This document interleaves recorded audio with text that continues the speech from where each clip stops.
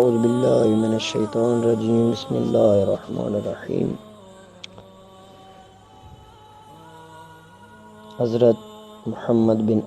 حنفیہ نے اپنے والد امام علی علیہ السلام سے روایت کی اور امام علی علیہ السلام نے سرکار دو عالم صلی اللہ علیہ وآلہ وسلم سے سنا کہ آپ علیہ السلام نے ارشاد فرمایا، جب میری امت 15 قسم کے کام کرے گی تو ان پر عذاب آ جائے گا۔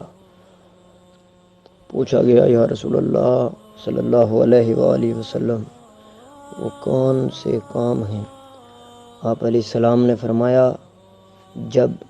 مال غنیمت گردش میں آ جائے، امانت غنیمت بن جائے، زکوٰۃ کو تاوان سمجھا جائے، شوہر اپنی بیوی کی اطاعت کرے، اولاد ماں اور باپ کی نافرمانی کرے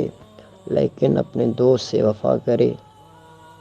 رذیل اشخاص قوم کے سردار بن جائیں،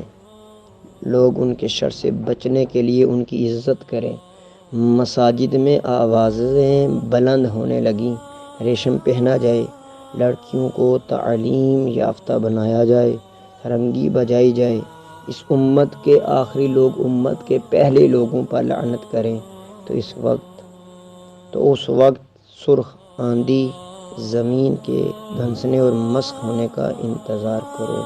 اللہم صلی علی محمد وعلی محمد۔